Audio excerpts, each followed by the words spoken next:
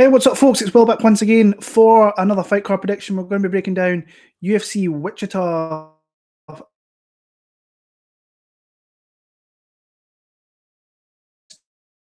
Santos is off. Dana card, I must say, it's one of the weaker ones I think we'll get this year. There's some solid matchups throughout it, though, and I'm looking forward to kind of talking you through that in the next couple of minutes. Coming off UFC 235. Pretty solid card, some pretty memorable performances. I thought Usman looked unbelievable. He looked unbelievable. He looks like a guy that's going to be hard to stop for the next couple of years. Colby Covington looks like he's up next, so that's going to be interesting.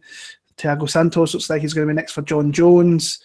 Cody Garbrandt, that was a tough one for me to watch as a fan of his. But if you don't learn in this sport, it will eat you up and spit you out pretty quickly, and that's what happened in that fight there. I thought it's a beat Luke Tashur. It looked like he's a guy that's going to be in some great fights coming forward, just a supreme talent. And our underdog of the week, Diego Sanchez, cashed plus 275, which was nice. So yeah, a pretty solid card overall. Like the other night, I was on the MMA huddle and we're making our predictions for this card that I'm about to do here. I had a rough week with helping some people out, so I've not been able to do as much or watching fights as I used to, as I'm used to anyway.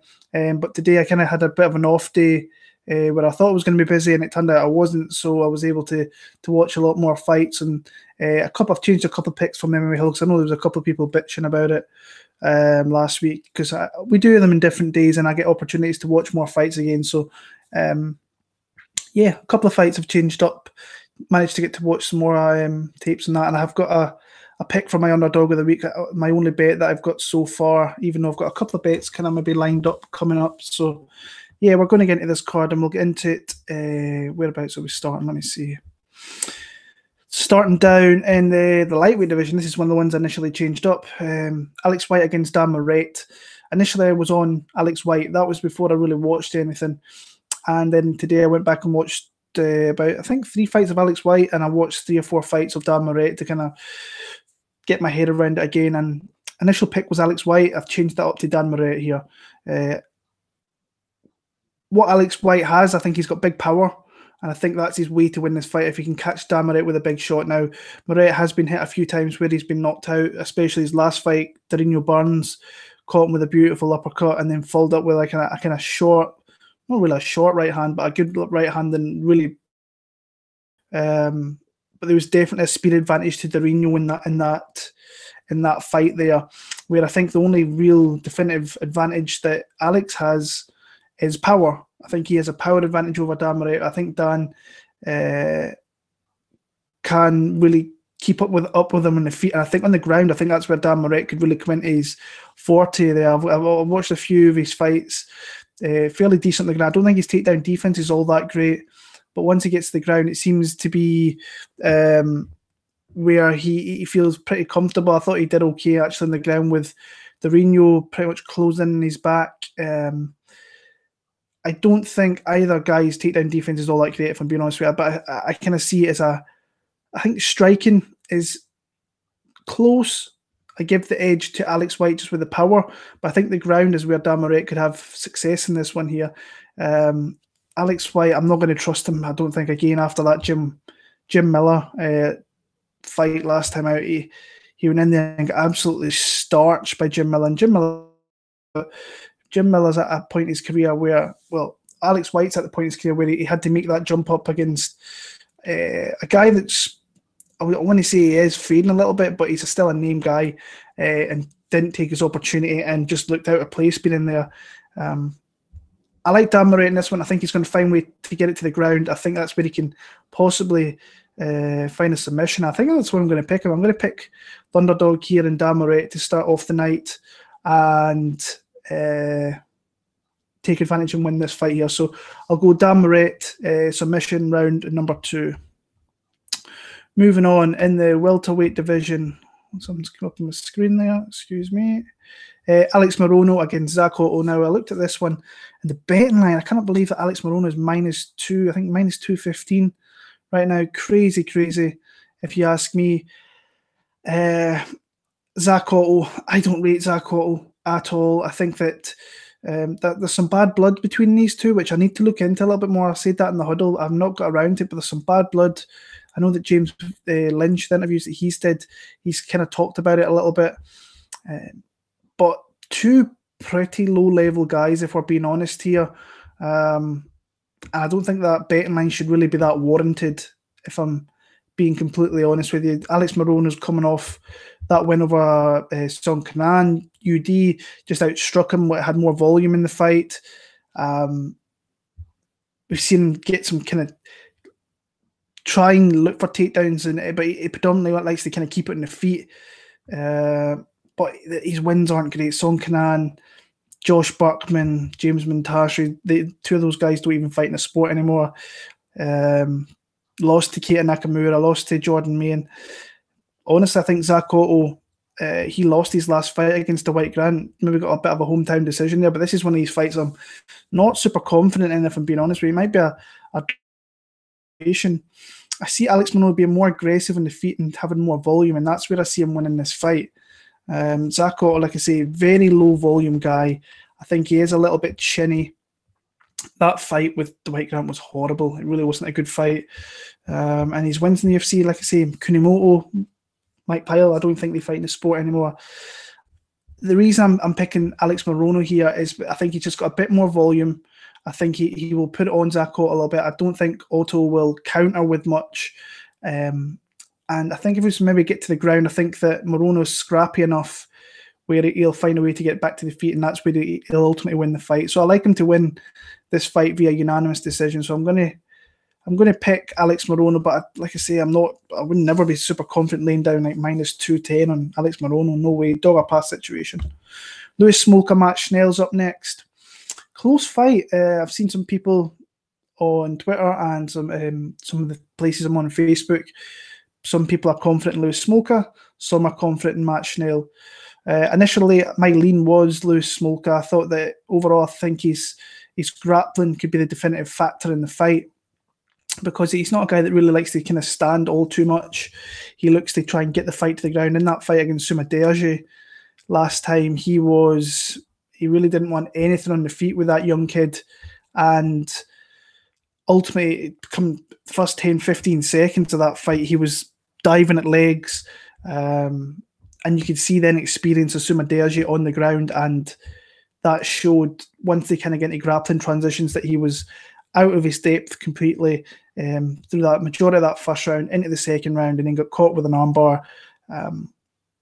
But like as always, Smoker is one of those guys that kind of floats in positions on the ground really, really well, looks for takedowns and just looks to try and dominate you on the ground, and he can do that majority of the time here. I think Matt Schnell will definitely have the advantage on the feet. I think he's a crisper, more technical striker. I don't think he's... I thought in his performance actually against Inoue anyway, he was a big underdog. I bet him in that one there. I was a little bit surprised that I thought that Inoue was really inexperienced on the feet, and Matt Schnell could keep it on the feet and win. And that's ultimately what he did there. Beat Marco Beltran before that, just outstruck him. If he keeps this on the feet, I think he will pop the head back of Louis Smolka. But in his losses, Rob Font got him down. Hector Sandoval got him down a couple of times. So it's whether Louis Smolka can get to the ground. I don't think he can. I don't think it's going to be that easy to get Matt Schnell down to the ground. So I'm going to go Matt Schnell to actually win via decision. I think it could be close. I think I can see Smolka possibly getting around. Actually, I probably do see Smolka getting to the ground at some point in this fight. I just don't see him winning large parts of rounds, or many of the rounds there. I think that Matt Schnell's just going to be a bit more active in the feet. I think he's going to stop the takedowns and kind of win a very, very kind of close decision. I'm not super confident in that pick, and I don't know what the betting lines are. I think I've seen Smoke as a dog, actually, in the last day or two, so it might not be a bad bet as an underdog if you think he's going to get to the ground, which I think he will have an advantage there. I like Matt Schnell. I'm going to go a split decision win there for Matt Schnell. Maurice Greene, Jeff Hughes is next. This is a rematch of a fight that took place a year ago. Jeff Hughes won over the 25 minutes, looked fairly dominant in doing so. Maurice Greene, I don't want to trust that guy after watching him on Tough. I tried to fade him against Batista, picked Michael Batista there, and Batista pretty much just gave him that. He took him down and then absolutely he just let him kind of get the triangle choke. And Maurice Greene is predominantly a striker. Hughes kind of mixes up fairly well. If you watch some of his fights in the regionals, he's got spinning back kick knockouts, heel hook knockouts, sorry. He mixes up his takedowns fairly well. I think his pressure is something that is fairly decent. I think in that Greene fight, he showed that he can mix up in the feet. He can also mix up in the ground. And that's the kind of where I'm going with this one here. Jeff Hughes, that fight in the Dana White Contender Series wasn't overly great. Josh Appel, I think it was, he didn't look like he belonged anywhere, to be honest with you. And over the 15 minutes, I think Jeff Hughes is just the better fighter all around, personally. Has to be careful with Maurice Greene, because, like I say, he has a striker by trade. If he can catch him with a shot, then by all means. But I think that Jeff Hughes is going to use his striking to get into clinch positions, to look for takedowns, and will kind of dominate from there. So Jeff Hughes for me via a decision in that one. Featherweight division, Grant Dawson against Julian Erosa. This is a interesting fight. I've been not an admirer, I just say a guy I've kind of kept my eye on in Grant Dawson for a long time. Actually, somebody sent me a tweet yesterday saying that I think it was 2016 that I think that Grant Dawson was going to get his opportunity in the UFC very, very soon. And he's getting his chance in the UFC 3 years kind of later on. He had a suspension for like tainted meat that got overturned, and it turned out that he wasn't at fault of that. Kind of green on the feet. I don't think his striking's that great. I think where he thrives is getting the fight to the ground, where he's got a relentless pressure down there and a really good submission game. Did see him get knocked out, kind of stone dead in one of his fights that I watched. But where he thrives, and you've seen that against Adrian Diaz in the Dana White Contender Series, he thrives in getting the fight to the ground and just going balls to the wall with heavy ground and pound. And opening up positions where he can find a submission. That guy that he was against in the Dana White Contender Show, he was beat kind of after that first round because he gave up that takedown so easily in the second, and then got submitted. So on the feet, Julian Erosa, I think, has the advantage now. He has a pretty dodgy chin. Grant Dawson, I don't expect to test that chin. I expect Julian Erosa to maybe try and fight distance, keep light in his feet, like I say, use his range that he's got in this fight and try not get it taken to the ground, and that's what Grant Dawson will do. But this is a big fight for Rosa. He doesn't win this fight, we'll never see him in the UFC ever again. But like I say, I think he's got opportunities on the feet if he can keep it there. But I don't see him keeping it there for the majority of the fight. I think that Dawson will use his striking just to kind of push him against the cage and look to get takedowns from there. And it's whether he can pass the guard and he can beat up Julian Erosa enough on the feet, and it's whether Erosa can keep it on the feet and be able to outbox him, because he's definitely the better striker of the two. I tried to pick Julian Erosa against Devontae Smith. When looking back now, in hindsight, it was a bad pick. With the speed and the power and the athleticism that Devontae Smith's got, I like Grant Dawson in this one. I think he's going to do enough to get this fight to the ground. I think that's where he swarms Julian Erosa. He'll swarm in enough where he hits him with a lot of shots, and then from there he will find a submission. So I'm actually pretty confident, and he's a guy I'm looking at betting, maybe adding to a parlay that I'm looking at for this card.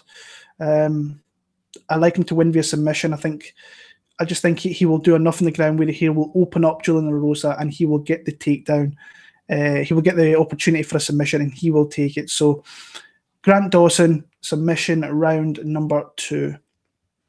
Marion Reneau, Yana Kunitskaya is up next. Close fight, but I think that Yana's kind of frame and her length, I keep saying that they're kind of similar size, but I just think the frame of Kunitskaya is a little bit wiry, and I think that she can get takedowns. I think that's what she can do. I think that's what she did again in her last fight there. She got takedowns. She really just got a hold of her opponent, whose name I cannot think off the top of my head right now. I was going to say Aspen Ladd, but I know it's not Aspen Ladd. Lena Landsberg, of course, yeah. Held her up, outstruck her, got takedowns, but that was against a girl with pretty bad takedown defense. Now, Marion Reneau is not really known for her takedown defense per se. She's been taken down. Sarah McMahon got her down. Talita Bernardo got her down. Dudieva got her down. Boetsch Gohea got her down. So she is prone to getting taken down. So I expect Yana to tie her up and get takedowns from there. Now, from there, Reneau is very, very, I don't want to say super dangerous, but you have to mind your P's and Q's down there because she has caught people with submissions down on the ground. She caught Jessica Andrade with a triangle choke. So she's not a fish out of water when it goes to the ground. On the feet, Scrappy takes a shot, but eats a lot of shots as well. I just think that Yana Kunitskaya is going to tie her up, get takedowns and ride top position and win over a decision for that there. So like I say, and even in our last fight, Katzengano really got her down with trips and just she powered through with those. I think that Yana Kunitskaya can definitely do that as well. I think I saw the line, she's like -190 though. I think that's a little bit iffy. I wouldn't be too happy laying down the chalk in that one, but I like her to win this fight, and I've got her to win via a unanimous decision there. This is a really interesting fight. Tony Martin against Sergio Moraes. I thought Martin was losing that fight against Jake Matthews before getting the finish down in Australia, which is something that I think he should be super proud of, because he potentially knew he was down and he went out there and he still got a beautiful anaconda choke. And the guy's looked great since he's went to welterweight, beat Keita Nakamura, knocked out Ryan Flair, and beat Jake Matthews. Now 3 fairly solid wins against good competition. And he's got someone I want to say a little bit a notch above. Very awkward guy to face. A low volume kind of guy is Sergio Moraes. A little bit surprised he won that Tim Means fight. I thought he got outworked in that one, outstruck. Somehow won the fight in Brazil. He made it look close and he won there. And the guy's only lost to not bad guys. Cesar Ferreira, Drewy, Chagas, and he lost to the champion of the division in Kamaru Usman, where he got knocked out stiff in that one. It was the only kind of stoppage that Kamaru's had, and looked super dangerous in that fight. Big shot caught him. Got to see decent wins over Akhmedov, Zakotto, Davi Ramos. I think it's a great win. Means Ben Saunders. What I liked about that Ben Saunders fight, it was pretty flawless. He got him to the ground, didn't take any strikes, passed the guard, was beautiful in his submission skills in that fight. Just his top pressure, his ability to move into a new position. That's the kind of guys I like to watch. Like your Gunnar Nelson's, do little things that you can see that are opening up other positions and moving into that. It was pretty beautiful, like he did against Ben Saunders. And that's what I think he has to do here. I think he has to try and get Anthony Martin to the ground, because I think that on the feet, I think that Martin throws more. I think the shots that Moraes throws are decent, but on the feet, I think he's a little bit outgunned. I think he has to try and clinch up.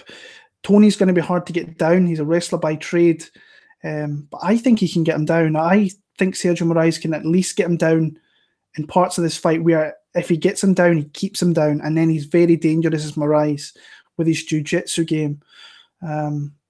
I'm seeing a lot of traction on Anthony Martin just by social media, on some of the platforms that I've been on and looking. Tony Martin's a very desired kind of guy this week.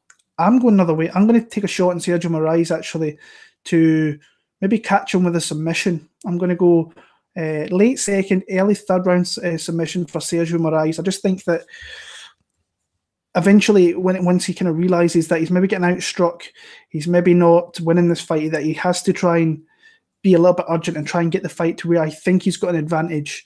But that's easier said than done against Tony, who's a fairly decent wrestler by trade. So I'm not sure the last time I seen Tony Martin. I think actually Jake Matthews got him down in that fight.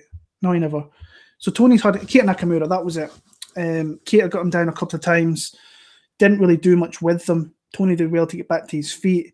Obermercy took him down. I think away back Leonardo Santos, if I remember watching that fight. But that was years ago. That was nearly 4 years ago, back in his life. Looks rejuvenated at 170. I just think Sergio Moraes is going to get him down. I think once he gets him there, I don't think Tony will get back up as easy as he has in other fights. And I think that he might leave an opening where Sergio Moraes could catch a submission. So I'll go a third round rear naked choke win for Sergio Moraes in that one there. Moving onto the main card in the middleweight division. Tim Boetsch, Omari Akhmedov is first on the card in the main card here. And this is actually a bet, my dog of the week that I'm going to give you, which has actually changed a hell of a lot since I bet it. As of, let me see actually. Oh, there it's there. So Tim Boetsch is plus 110. I got him at plus 175.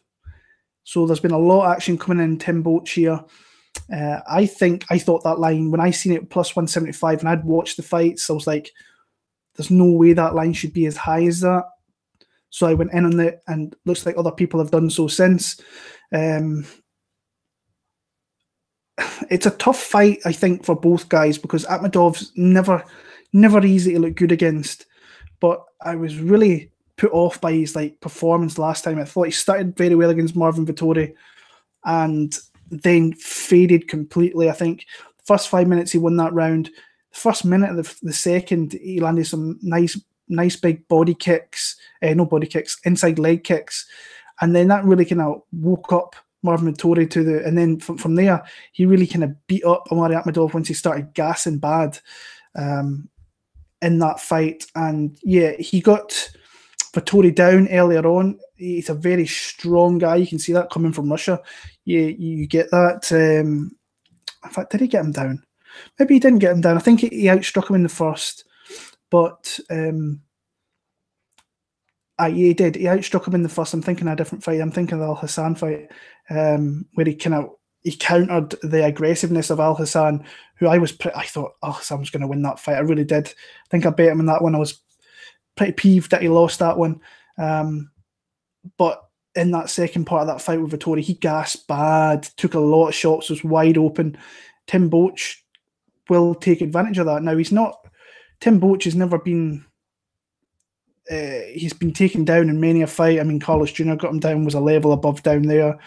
Jacare got him down. It seems to be once you get him down, you can hurt him. I just don't think that once Omari gets him there, he's going to be able to finish him. So I think that Tim's going to get back to his feet. I think on the feet, I think that's where he can start finding success in this one. I can see a lot of kind of clinching up early on. I can see Akhmedov trying to find the takedown, but I think he's wide open for striking. I think his chin, his defense is not good. His footwork he's stuck. He doesn't really move his head all too much. So he is there to be hit. He's there to be countered with every strike that he throws, because he throws big power into every shot, trying to hurt you. So I think some of I'm not saying that Tim Boetsch's head movement or footwork's that great either, but I do think it's better than what Akhmedov says, and I think he can stop the takedown. So I'm pretty confident in Tim Boetsch in this spot, especially at plus 175. At plus 110, if I saw that, I would probably left it well alone. But plus 175, that's a play all day to me, and a line I think was off. So if anybody else got that kind of line, fair play to him. We'll see how it matches out, and we'll see. All he has to do is cash now. So I'm going to go Tim Boetsch via knockout, though. I'm going to go a second round TKO. Once Akhmedov starts to tire, I think he'll start to grab. I think he will take shots. I think Tim Boetsch, we've seen in the past that if he hits you with the right shot, he can put you down. Rafael Natal, Josh Saman, obviously there was the Okami one way back in the day, Brad Tavares. So yeah, I like Tim Boetsch in this. So I'm going to go a knockout in the second. Moving on, we have Beneil Dariush, Drew Dober. Pretty sold on Beneil winning this fight if, obviously, he doesn't get hit. A lot of people were on Thiago Moises last time. I wasn't. I thought Dariush, he could get to the ground. I didn't expect him to be as dominant in the ground. I thought Moises would have showed him something. Moises really didn't show me anything. And I think that's what he has to do here, because Drew Dober is a fairly decent striker, but I think his takedown defense isn't that great. And I think Beneil, when I look at every aspect of the game, I think that Beneil's better. Maybe the striking's close, but he's got some big inside leg kicks himself. And yeah, but Drew Dober's really making himself into a pretty solid fighter right now. I think he's won his last 3 fights, excuse me there. Josh Buckman, Frank Camacho, John Tuck. But yeah, Camacho got him down. I think if Camacho can really get him down, I think that Dariush can. I think he can keep him there. Scott Holtzman got him down. Silva got him down. So I think his takedown defense isn't that great. I think Beneil is the best guy that he has fought. I think when Beneil is on point, we've seen that Beneil is a top 15 guy, but the confidence is definitely lacking. His chin, if he gets hit with a clean shot, watch out, because he could definitely go out. I just don't see Drew Dober being that guy. We've seen him knock out a couple of guys, Josh Buckman's, Jason Gonzalez. I just don't think he's. I think if Beneil, that's the question. If he doesn't fight smart, then it could get close, and then it'd be a striking battle where your chin, if one good shot can put you down. I wouldn't be too sure, but I am pretty confident actually that he can get the job done. I think Dariush is just the better fighter in this spot here, but just don't get hit. Be smart. Use your striking to get into takedowns, and then from there, I think he could actually submit him. So I'm going to go Beneil Dariush via submission in the maybe early second round in that one there. So yeah, Benny for the win. Actually, I'm thinking about parlaying him with Grant Dawson as of right now, but that could change. I think they're minus 175 apiece, so I quite like that parlay. So yeah, Blagoy Ivanov against Ben Rothwell, the return of Ben Rothwell after 3 years away nearly. And I'm a little bit surprised that Blagoy Ivanov's actually the favourite in this one. He does not impress me in the slightest. I think his record's impressive. Obviously, if you haven't lost that many fights, your record's going to look like that. He's only lost a couple of times, and he's fought, I want to say, decent opposition outside of the UFC. Got a big step up with Santos, and Santos just really outstruck him, used all his technical striking, and won that fight. Beat Sean Jordan, Josh Copeland, former UFC guys. It's nothing really to write home about. The big thing here is what's Ben Rothwell going to look like. He was obviously got suspension from USADA. The last time we seen him against Junior Santos, he really got outstruck in that when he just didn't look in the kind of same. I just don't think he expected. He thought that he was going to get. I've seen an interview saying he thought he was going to get JDS, but JDS's hand speed and his shot selection was a lot better than he envisioned, and ultimately lost the fight. Got hit with a lot of strikes in that one, and then he popped for whatever it was there. So he's been out. It's hard to really be kind of. I don't know if I could bet him in this spot, but I'm definitely picking him. I think that he can stop the takedowns of Blagoy. I think his volume is weak. I think that it'll be interesting to see if Ben Rothwell's been like bouncing around like you usually see him do, and it'll be interesting because he's been away. He's like 39 as well, so a bit older on the tooth. Blagoy, I actually think this could be sloppy. But if he was to start shooting in, he's obviously got that. The Ben Rothwell has those chokes. I'm just not impressed by Blagoy Ivanov. I don't think he's overly that great. And I think it's the winnable fight for Ben Rothwell in his return. So I'm going to go Ben Rothwell via probably a sloppy decision, actually. So Ben Rothwell for the win there. Tim Means, Niko Price up next. I like Tim Means in this one here. I've seen some people on Niko Price betting him there, and not for me. I think he's a wide open fighter, but he is at the same time he is a dangerous fighter as well. But I think the only win that I'm really impressed with in his UFC record is the Joban one, where he knocked him out in the first. I thought that was a really good performance, good finish.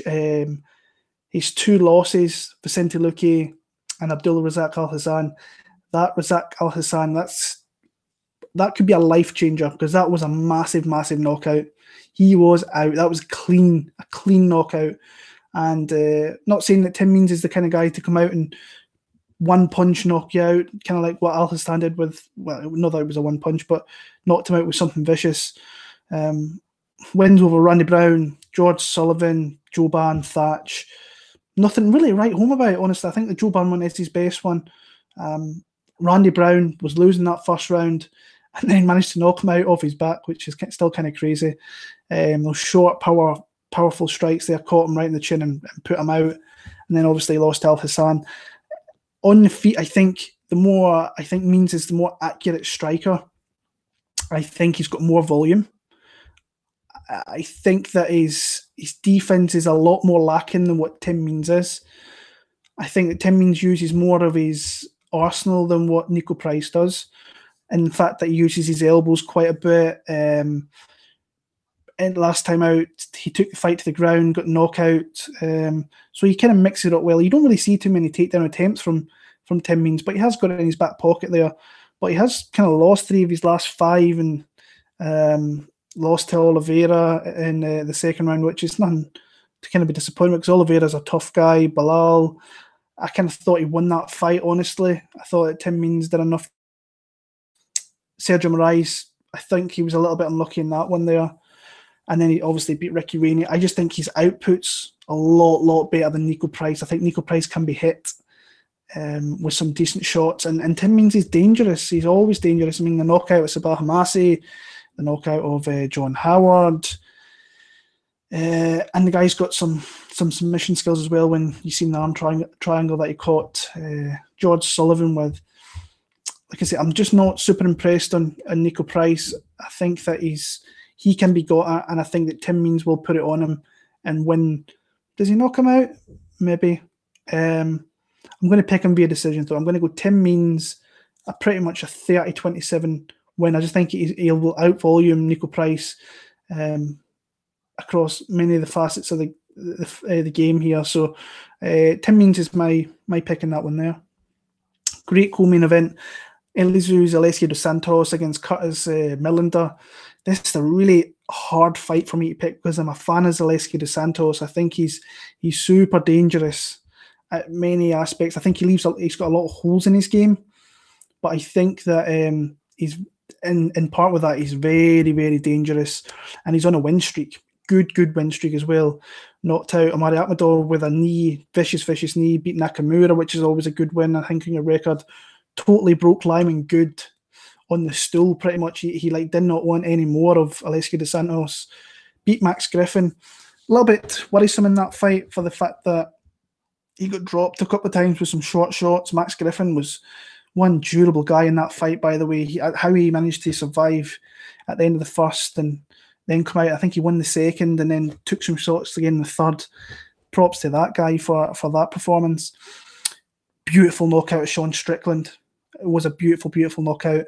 Then nearly got choked out by Vendramini in that last fight. But then caught him with a beautiful flying knee and knocked him out. Actually, guys, just wait 1 second. My battery's just about to run off, so I'm going to put this in really quick. My bad.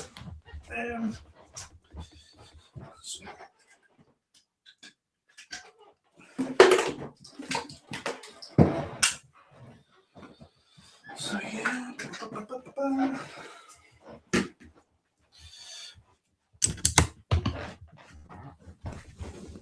And we are back. Sorry about that, guys. Literally at 2% battery, so I did not want that to go off there. But yeah, Vendramini came out in the first round, nearly caught him in a Peruvian necktie, gave up his back, and nearly got kind of choked out a little bit. But then as that fight went on into the second, he caught him with that beautiful knee, knocked him out.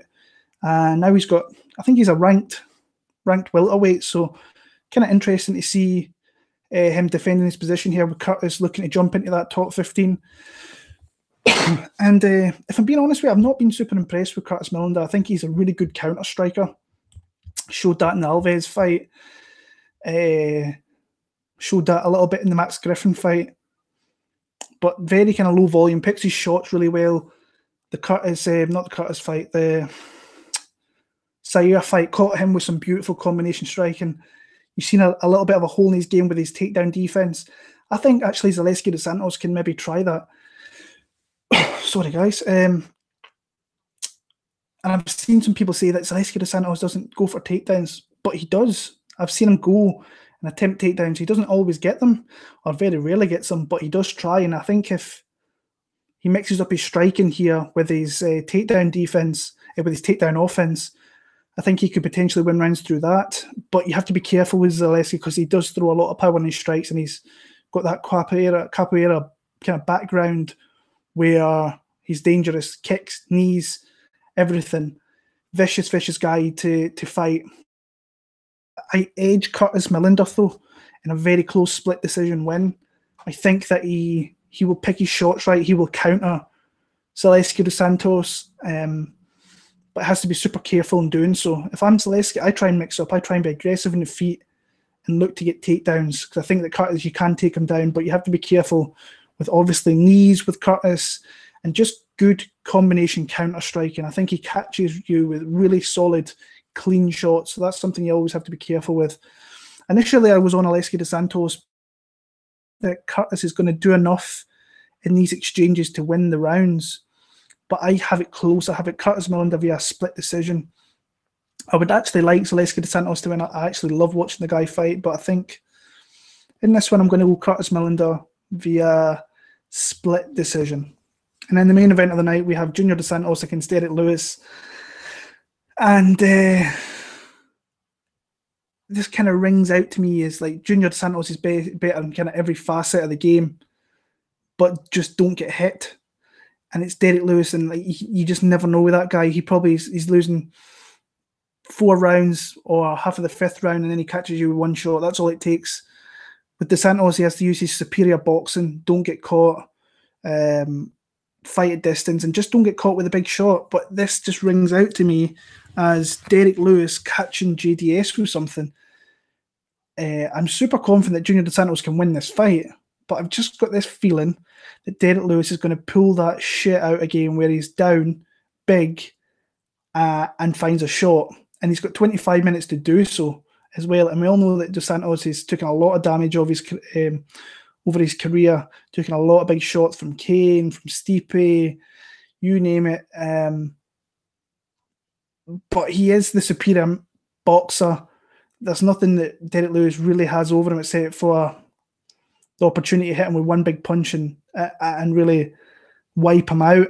So for me, I'm picking Junior dos Santos, but I would not be confident in betting Junior dos Santos because just Derrick Lewis, we've seen him a couple of times before. Akhmedov lost 3 rounds, knocked the guy out. Volkov, last 15 seconds, knocked him out. I picked him in that one, which when you look in hindsight, it's a bad pick, but he found a way to get the W. I'm picking Junior dos Santos, but I'll say it right now. Would it surprise me if Derrick Lewis loses 4 rounds and comes out and knocks him out? No. I've had that feeling with this fight since I heard it as well, but as I say, Junior dos Santos is my favourite heavyweight all time. I really liked his run through to him getting the championship and trying to get himself back into that position, which I don't think he ever will, but he's kind of like the gatekeeper for that heavyweight division. He's fighting all these tough guys, your Tuivasas and like your Derrick Lewis. Derrick Lewis is a tough fight anyway because you know he's just got that big power, but Blagoy, Ivanov, just welcoming these guys, the young guys, and trying to get himself back into that title contention, but I don't think he ever will. But I like him to win via decision. Just don't get caught. So that's my picks for UFC Wichita. UFC London next week. Really good card. I'm going to get that out probably next Monday. So keep an eye on that. I've just started watching a couple of fights. I'm going to watch some now. It's just coming up to midnight. So I'll maybe watch for an hour and pick a fight out that I'm going to watch and watch a fighter through that. So like, comment, subscribe. Appreciate all the support as always, guys. And until next week, all the best. And good luck with your bets if you're betting anything. So yeah, all the best. Take care.